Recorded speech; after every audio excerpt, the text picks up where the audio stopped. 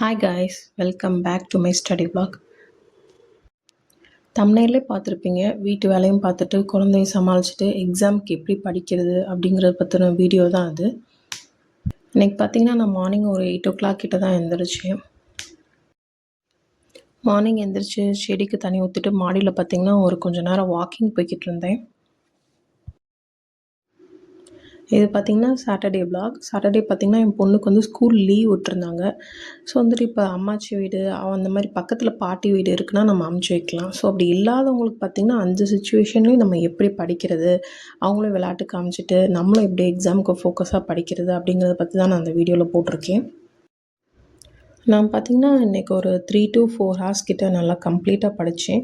அவங்கள கொஞ்சம் நேரம் டிவி பார்க்க வச்சு உட்கார வச்சுட்டு அவங்களுக்கு பிடிச்சத சமைச்சு கொடுத்துட்டு நம்ம கொஞ்சம் நேரம் அப்படியே அவங்கள டைவர்ட் பண்ணிட்டு நான் படிக்கிறதுக்கு வந்து உட்காந்துட்டேன். மார்னிங்கே பார்த்திங்கன்னா என்னோடய ஹவுஸ் ஹோல்டு ஒர்க்லாம் முடிச்சுட்டு என்னோடய ஸ்டடி பிளானை ஃபாலோ பண்ண ஆரம்பிச்சிட்டேன். நான் ஆல்ரெடி மற்ற வீடியோஸில் சொன்ன மாதிரி நான் பார்த்திங்கன்னா 1 week தான் ஸ்டடி பிளான் போடுவேன்.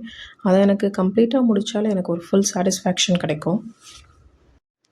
படிச்சுட்ருக்கையிலே பார்த்திங்கன்னா சில நேரம் வந்து டீமோட்டிவேட்டடாக ஃபீல் ஆகும். காரணம் என்னென்னு பார்த்திங்கன்னா நம்மளோட ஃபேமிலி மெம்பர்ஸாக இருக்கட்டும், ரிலேட்டிவ்ஸாக இருக்கட்டும், நம்மளை வந்துட்டு ஒரு மாதிரி டீமோட்டிவேட் பண்ணுற மாதிரி பேசுவாங்க. டீமோட்டிவேட் மீன்ஸ் என்ன அப்படின்னா, என்னம்மா படிச்சுட்டு என்ன செய்கிற அப்படின்னு கேட்பாங்க. நீ படித்தும் வேஸ்ட்டு அப்படின்னு கூட ஒரு சிலர் குத்தி காமிப்பாங்க.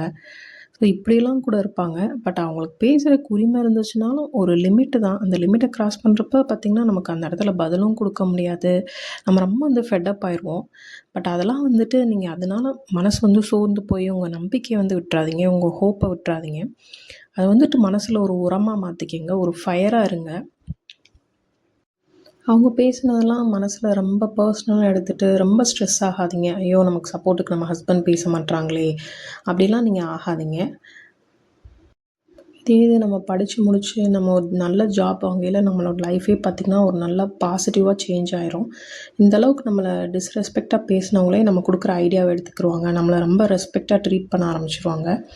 அப்போ பார்த்திங்கன்னா அவங்கள எந்த லிமிட்டில் வைக்கணுமோ அந்த மாதிரி வச்சுக்கோங்க. அது உங்களுக்கு தெரியும். என்னடா இப்படிலாம் பேசுகிறேன் அப்படின்னு நினச்சிக்கிறாங்க. நிறைய பேர் லைஃப்பில் இது ஓடிட்டுருக்கோம். எல்லாரையும் நான் குத்தம் சொல்ல வரல, நல்லவங்களும் இருக்காங்க. பட் நீங்கள் இதெல்லாம் நினச்சி டீமோட்டிவேட் ஆகி படிப்புலேருந்து விலகி போயிடாதீங்க. அட்லீஸ்ட் ஒரு நாளைக்கு ஒரு 2 hours கிடச்சாலும் அதை வந்துட்டு எவ்வளோ தூரம் நம்ம யூஸ்ஃபுல்லாக பயன்படுத்த முடியுமோ பண்ணுங்கள். நேற்று வந்து பார்த்திங்கன்னா என்னால் படிக்கவும் முடியல, விலாக் எடுக்க முடியல. என்னென்னா கெஸ்ட்டு வந்துட்டாங்க. அதுக்கப்புறம் ஒரு 1/2 hour கிட்ட மேக்ஸ் மட்டும் போட்டு பார்த்துட்ருந்தேன். ஸோ கிடைக்கிற நேரத்தை நான் எந்த அளவுக்கு முடியுதோ நான் அதை யூஸ் பண்ணிட்டு தான் இருக்கேன். எக்கனாமிக்ஸில் பார்த்திங்கன்னா ஃபஸ்ட்டு டாபிக் படிச்சுட்டேன். அப்புறம் வந்துட்டு ஹிஸ்ட்ரிலையும் பார்த்திங்கன்னா ஒரு 2 டாபிக் கிட்ட கவர் பண்ணிட்டேன். தமிழையும் அங்கங்கே ஃபஸ்ட்டு நான் வந்துட்டு சேர்த்தெழுதுக ஃபஸ்ட்டு படிச்சுட்டு இருந்தேன். அதுக்கப்புறம் பார்த்திங்கன்னா கொஞ்சம் தலைவர்களை பற்றி அந்த மாதிரி கொஞ்சம் மிக்ஸ் பண்ணி தான் படிச்சுட்ருக்கேன். மேக்ஸுமே பார்த்திங்கன்னா சிம்பிளிஃபிகேஷன், ஹெச்சிஎஃப் இதெல்லாம் கொஞ்சம் ஆல்ரெடி தெரியும். இருந்தாலும் அதை ரீகால் பண்ணி மறுபடியும் படிச்சுட்டு பார்த்துட்ருந்தேன். நம்ம கொஞ்சம் கொஞ்சமாக படிக்க படிக்க நமக்கே வந்து பார்த்திங்கன்னா ஒரு கான்ஃபிடென்ஸ் பில்ட் ஆயிரும். சுத்தமாக படிக்காமல் இருக்கிறதுக்கு அட்லீஸ்ட் ஒரு 2 hours 3 hours ஆச்சும் என்னை பொறுத்தளவுக்கு படிக்கலாம்.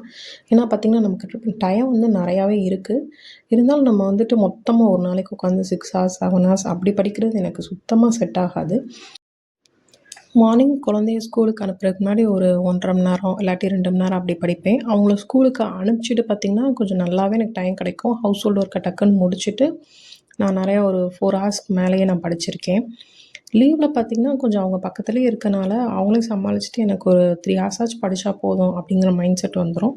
அதுலேயுமே நான் வந்து படிச்சிருவேன், படிக்காமலாம் நான் இருந்ததே இல்லை. இப்போ வரைக்கும் நான் சுத்தமாக தொடாத டாபிக் அப்படின்னு பார்த்தீங்கன்னா கரண்ட் அஃபேர்ஸ் இன்னும் நான் படிக்க ஸ்டார்ட் பண்ணல. அப்புறம் பார்த்திங்கன்னா புவியியல், ஜியாகிரஃபி தொடலை. சயின்ஸு ஃபஸ்ட்டு டாபிக் ஒன்று வருமே அழகு 1 அதுவுமே நான் படிக்கல. ஏன்னா அது கொஞ்சம் வெயிட்டேஜ் கம்மினால கொஞ்சம் இதெல்லாம் கொஞ்சம் படிச்சுட்டு ஆனால் அதையும் ஃபாலோ பண்ண தான் செய்யணும். அதை கொஞ்சம் படிக்கலாம் அப்படின்னு சொல்லிட்டு பிளான் வச்சுருக்கேன். இன்னும் அதுக்கு நான் ஷெட்யூல் போட்டு டைம் டேபிள்லாம் நான் இப்போ வரைக்கும் ஃபாலோ பண்ணலை. ஆனால் ஒரு 1 monthக்கு அப்புறமா நான் படிக்கலாம் அப்படிங்கிற ஐடியாவில் இருக்கேன். ஏன்னா இதெல்லாம் கொஞ்சம் நம்ம படித்து முடிச்சிட்டோன்னா அது கொஞ்சம் படிக்கிறதுக்கு டைம் கிடைக்கும். என்னோடய ஸ்ட்ராட்டஜியை சொல்கிறேன். நீங்கள் உங்களுக்கு தகுந்த மாதிரி ஃபாலோ பண்ணிக்கோங்க. என்னோடய மைண்ட் செட்டில் நான் போய்கிட்டுருக்கேன்.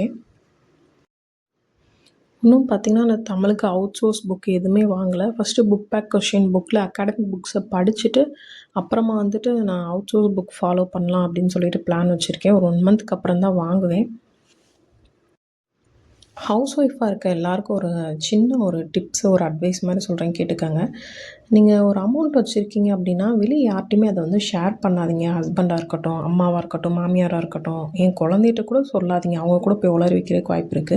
ஒரு ரூ. 500 ரூ. 1000 இப்ப தெரிஞ்சவங்களோ, இல்ல அம்மாவோ, இல்ல ஹஸ்பண்டோ கூட எதுக்கோ குடுத்தாலும் கூட, செலவுக்குன்னு குடுத்தா கூட, நீங்க அதில ஏதாச்சும் ஒரு ரூ. 100 ரூ. 200 மிச்சப்படுத்தி வச்சுக்கங்க. ஏன் சொல்றேன்னா, அது கண்டிப்பா நமக்கு யூஸ்ஃபுல்லா இருக்கும். ஒரு அகாடமிக் புக்ஸா இருக்கட்டும், சாரி புக்ஸ் இந்த மாரி சோர்ஸ் புக்ஸ் வாங்குறதுக்கா இருக்கட்டும், எதுக்காச்சும் நமக்கு யூஸ் ஆகும். ஏன்னா, நம்ம அவங்கள டிபெண்ட் பண்ணி இருக்கனால, அவங்கட்ட வந்து போய் அமௌண்ட் திரும்ப திரும்ப கேட்டாலும், "இப்ப தானே நான் உனக்கு புக் வாங்கி குடுத்தேன். மறுபடியும் என்ன?" அப்படின்னு சொல்லி கேட்பாங்க. ஏன்னா, அவங்களுக்கு புரிய வைக்கிறதுக்கே நமக்கு தலைவலி வந்துரும். ஸோ, அதுக்காக சொல்றேன். எல்லாரும் அப்படி இல்ல. சிலரு ஹஸ்பண்ட் சப்போர்ட்டு, வீட்ல இருக்க எல்லார் சப்போர்ட்டோடையும் படிப்பாங்க. ஒரு சிலருக்கு அதுக்கு ரொம்ப குறைவா தான் இருக்கும். அதுக்காண்டி சொல்றேன். எனக்கு பார்த்தீங்கன்னா, ஃபேமிலி சப்போர்ட் நல்லாவே இருக்கு. பட் இருந்தாலும் எனக்கு ஒரு இண்டிபெண்டன்ட்டா உமனா இருக்கணும் அப்படின்னு சொல்லிட்டு ரொம்பவும் ஆசை. படிச்ச படிப்ப நம்ம எதுக்கு வேஸ்ட் பண்ணணும்? நம்ம ஸ்கூலு, காலேஜ்லலாம் ரொம்ப நல்லா படிச்சிருப்போம். அதுக்கப்புறம் ஃபேமிலி அதுன்னு வரையில, நம்ம அதில ரொம்ப ஃபோக்கஸ் ஆகி போயிருப்போம். நமக்கு அந்த லைஃப புரிஞ்சுக்கிறதுக்கே ஒரு 2, 3 வருஷம் ஆயிருக்கும். ஸோ, அதனால வந்துட்டு நான் எதுக்கு நம்ம படிப்ப வேஸ்ட் பண்ணணும் அப்படின்னு சொல்லிட்டு இப்ப தான் நான் ப்ரிப்பரேஷனே ஸ்டார்ட் பண்ணியிருக்கேன் ஆக்சுவலா. நான் இதுக்கு முன்னாடி படிச்சதில்ல. எந்த எக்ஸாம் அட்டெண்ட் பண்ணதில்ல. ஸோ எல்லாருமே நல்லா எக்ஸாம் ப்ரிப்பேர் பண்ணுங்க. Stay motivated, be positive. Subscribe to my channel. Thanks for watching. Bye.